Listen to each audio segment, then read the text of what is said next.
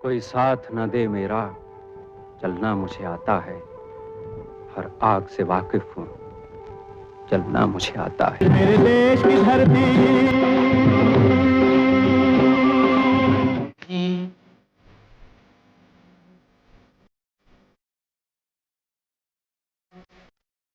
तुम्हें याद होगा, तुमने ये भी कहा था कि तुम मेरी हो और मेरी रहोगी।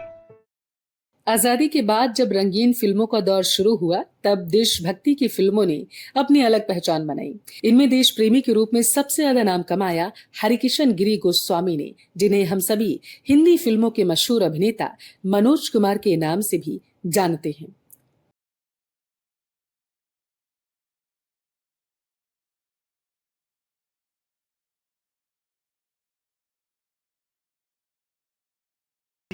बॉलीवुड के प्रसिद्ध अभिनेता, निर्माता, निर्देशक रह चुके हरिकिशन गिरी गोस्वामी ने फिल्म अभिनेता दिलीप कुमार की एक फिल्म को देखकर अपना नाम बदलकर मनोज कुमार रखा था। भारत कुमार के नाम से भी पहचाने जाने वाले मनोज कुमार ने कई फिल्में बनाई, जो दर्शकों के भीतर देशभक्ति की भावना जगाने में कामयाब साबित हुई और आज भी इन्हें हिट माना जाता है।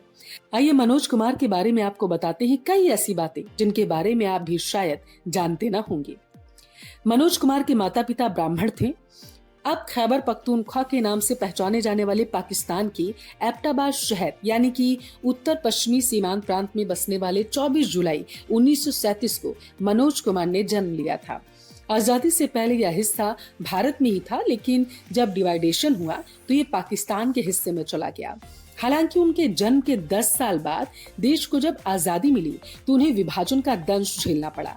इसके चलते वह जलियाला शेर खान से दिल्ली जाने को मजबूर हुए। इसके बाद मनोज कुमार का परिवार कुछ वक्त तक बताते हैं कि विजयनगर किंग्सवे कैंप में रिफ्यूजी की तरह रहा था। फिर ये लोग राजधानी दिल्ली की राजेंद्र नगर आ गए थे और यहाँ पर रहने लगे।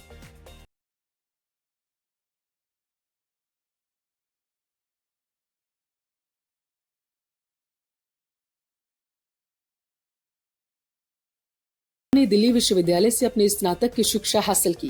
ग्रेजुएशन के बाद उन्होंने अभिनय से दिलचस्पी के कारण फिल्म इंडस्ट्री में पहुंचने के लिए बॉम्बे का रुख कर लिया। यहाँ पर उनके सफर से सभी वाकिफ हैं। लेकिन अगर बात करें उनके परिवार की, तो उन्होंने शादी की शशि गोस्वामी से और उनके कर्ण गोस्वामी, वंश और मुस्कान नाम के 3 बहुत ही प्यारे बच्चे हैं। एक दिन की बात है जब हीरो पर पड़ने वाली लाइट को चेक करने के लिए मनोज कुमार को हीरो की जगह पर खड़ा किया गया था। दरअसल ऐसा अमूमन होता रहता था उस समय के दौर में, क्योंकि उस समय बड़े कलाकार शॉट जब शुरू होता था तो उसके मात्र कुछ सेकंड पहले ही वहां पर पहुंचते थे और लाइटिंग वगैरह ठीक हो या जांचने के लिए जो डायरेक्टर होते थे वो अक्सर किसी स्पॉट बॉय को या फिर वहां जो काम कर रहा होता था उसे हीरो की जगह पर रखकर देखते थे कि लाइटिंग सही है या फिर नहीं। लेकिन उस दिन मनोज कुमार की किस्मत कुछ ज्यादा ही मेहरबान थी उन पे।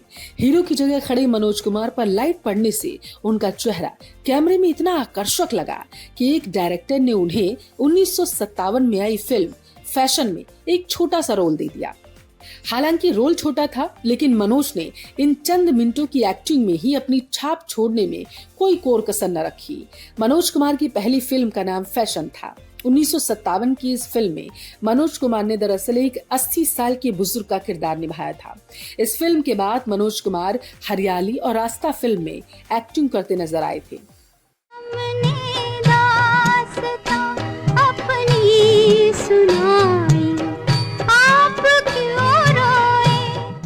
1962 में आई इस फिल्म का निर्देशन विजय भट्ट ने किया। यही वो फिल्म थी जिसमें मनोज कुमार को चमकाने का काम किया था। फिल्म में मनोज कुमार और माला सिन्हा की जोड़ी को दर्शकों ने खूब पसंद किया और बेहद सराहा था। चांद सी महबूबा हो मेरी, कब ऐसा मैंने सोचा था, हाँ तुम बिल्कुल। और फिर 1964 में मनोज कुमार ने वो कौन थी जैसी सुपरहिट फिल्म दी, जबकि अगले ही साल यानी 1965 की बात करें तो रिलीज हुई गुमनाम फिल्म जो थी वो सुपरहिट साबित हुई। नाम है कोई, बदनाम है कोई। 1965 में ही मनोज कुमार हिमालय की गोद में फिल्म में अभिनय करते नजर आए। विजय भट्ट के निर्देशन में बनी इस फिल्म ने बॉक्स ऑफिस पर बहुत ही अच्छा बिजनेस किया। फिल्म हिट रही, मनोज कुमार लोगों के दिलों पर राज करने लगे। दरअसल अगर हम यूं कहें कि साल 1965 मनोज कुमार के लिए बहुत अच्छा हुआ तो इसमें कोई दो राय ना होगी, क्योंकि इसी साल उनकी एक फिल्म और आई जिसका नाम था शहीद। अपने करियर की इस अहम फिल्म में उन्होंने भगत सिंह की भूमिका निभाई थी। मेरा रंग दे बसंती चोला।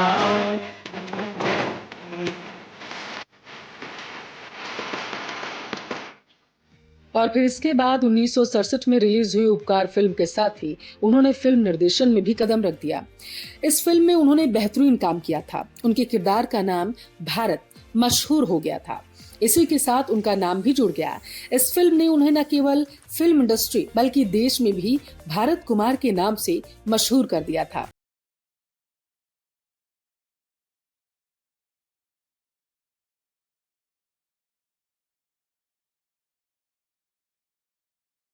कहते हैं कि देश के तत्कालीन प्रधानमंत्री लाल बहादुर शास्त्री ने खुद से ही उनसे यह फिल्म उपकार करने के लिए कहा था। इसकी वजह शास्त्री जी द्वारा देश को दिया गया नारा जय जवान जय किसान था। यह फिल्म इसी नारे पर आधारित थी और इसका गाना मेरे देश की धरती सोना उगले उगले हीरे मोती आज भी स्वतंत्रता दिवस पर सुनकर लोगों का सिर गर्व से चौड़ा हो जाता है और रोंगटे सभी के खड़े हो जाते हैं। मेरे देश की धरती सोना उगले उगले हीरे मोती, मेरे देश की धरती, मेरे देश की धरती। मनोज कुमार यही नहीं रुके। उन्होंने पूर्व पश्चिम, रोटी कपड़ा और मकान, क्रांति, क्लर्क, जय हिंद जैसी फिल्मों में भी निर्देशन किया था। साल 1972 में रिलीज हुई फिल्म बेईमान के लिए मनोज कुमार को सर्वश्रेष्ठ एक्टर के लिए फिल्म फेयर अवार्ड दिया गया था। बात करें 1975 की तो फिल्म रोटी कपड़ा और मकान के लिए उन्हें सर्वश्रेष्ठ निर्देशक का फिल्म फेयर अवार्ड मिला था। इतना ही नहीं, उनके शानदार फिल्मी सफर को देखते हुए 1992 में उन्हें पद्मश्री अवार्ड से सम्मानित किया गया था, जबकि 2016 में उन्हें दादा साहब फाल्के पुरस्कार से नवाजा गया था। मनोज कुमार ने अपने समय की कई जानी मानी एक्ट्रेस के साथ काम किया था और हिट फिल्में दी थी। नंदा के साथ शोर, गौरी, माला सिन्हा, हरियाली, रास्ता, अपना घर, अपना देश, हिमालय की गोद जैसी तमाम फिल्मों में काम किया। देश का ये हीरा मनोज कुमार अब हमारे बीच नहीं है। दुनिया को अलविदा कह जाने के बाद पूरे बॉलीवुड जगत में उनके फैंस में दुखों का पहाड़ टूटता हुआ नजर आया था। उनके निधन पर एक्टर धर्मेंद्र ने पुराने समय को याद करते हुए कहा था कि हमारी एक साथ कई यादें हैं। हमने फिल्म उद्योग में अपने शुरुआती दिन एक साथ बिताए थे। जीवन चलने का नाम, चलते रहो सुबह हो शाम। जीवन चलने का नाम, चलते। सिनेमा की दुनिया के नायाब सितारे भारत कुमार यानी मनोज कुमार आज भले ही हमारे बीच ना हो, लेकिन उनके किरदार आज भी लोगों के जहन में बसे हैं। उनके कुछ किरदार तो लोग आज भी भूल ना पाए। दरअसल अगर हम मनोज कुमार के पूरे करियर पर गौर करें तो इंडस्ट्री में वह ज्यादातर देशभक्ति वाली फिल्मों में ही नजर आए थे। अपने एक्टिंग, टैलेंट और डायरेक्शन के हुनर से उन्होंने हिंदी सिनेमा पर अपनी अमिट छाप छोड़ी थी। एक प्यार का नगमा है, मौजों की रवानी है। आज के दौर में आपको कोई एक्टर इतना देशभक्त लगता है जितने मनोज कुमार हुआ करते थे? मुझे कमेंट करके जरूर बताएं। जय भारत।